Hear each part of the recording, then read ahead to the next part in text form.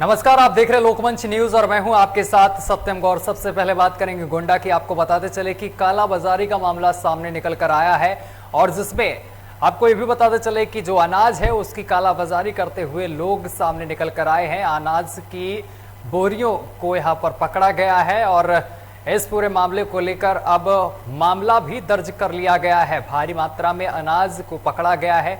जो अनाज गरीबों के लिए आता है उसकी एक निजी जगह पर सप्लाई की जा रही थी, जिसको देखते हुए यहां पर छापेमार कार्रवाई की गई है और जिसके बाद भारी मात्रा में अनाज को बरामद किया गया है। और इसी खबर पर ज्यादा जानकारी के साथ हमारे संवाददाता सतीश सीधा हमारे साथ लाइव जुड़ गए हैं। सतीश, काला बाजारी का मामला सामने निकल कर आया है, पहले विस्तार से बताइए कि क्या कुछ पूरा मामला है। बताना चाहूंगा जी, सरकारी अनाज की कालाबाजारी गोंडा में आम बात हो गई है। गरीबों को मुफ्त बांटने जाने वाले अनाज पर माफियाओं की नजर बनी हुई है। लगातार माफिया मुफ्त बांटे जाने वाले अनाज पर डाका डाल रहे हैं। करीब 500 से अधिक लोगों पर मुफ्त बांटा राशन बांटने वाले पर अनाज के गंभीर धाराओं में जांच पड़ताल चल रही है। मुकदमा भी दर्ज कर ली गया है। इसकी जांच अभी भी चल रही है। देर रात ट्रक से सरकारी अनाज एक निजी राइस मिल गोदाम में उतारा जा रहा था, जिसे पकड़ा गया है, जिसमें कम से कम 955 बोरी अनाज की पकड़ी गई है। सीडीओ से बात की गई। राइस मिल व ट्रांसपोर्ट के खिलाफ मुकदमा भी दर्ज कर लिया गया है।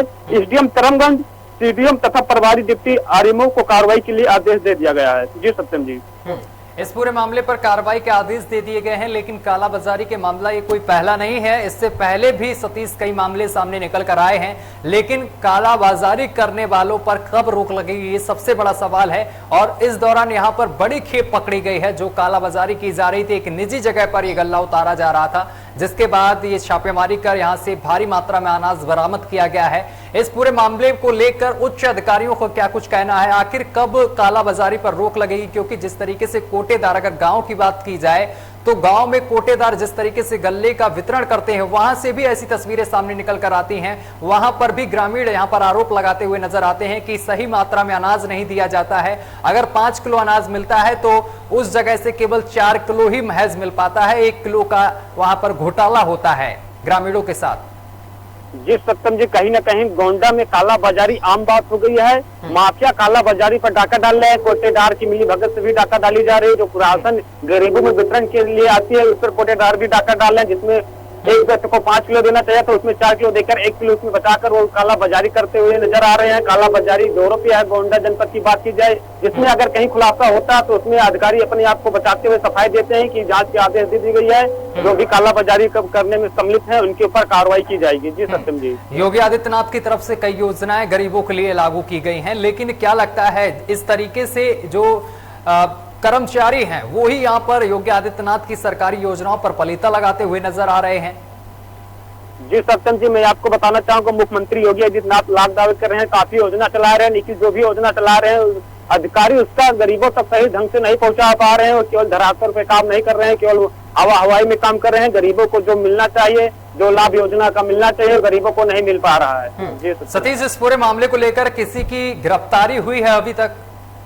जी सत्यम जी, मैं आपको बताना चाहूंगा मुकदमा दर्ज कर लिया गया है। गिरफ्तारी अभी नहीं की गई है। फिलहाल जांच के आदेश दे दिया गया है। जल्दी गिरफ्तारी करा ली जाएगी। उच्च अधिकारियों का इस पूरे मामले को लेकर क्या कहना है और किस तरीके से कार्रवाई की जा रही, साथ ही जो अन्य जिले, अन्य जो क्षेत्र हैं गोंडा में, उन पर किस तरीके से यहाँ पर टीमें काम कर रही हैं सरकार की? क्योंकि ऐसे धांधली के मामले लगातार सामने निकल कर आ रहे हैं गोंडा से।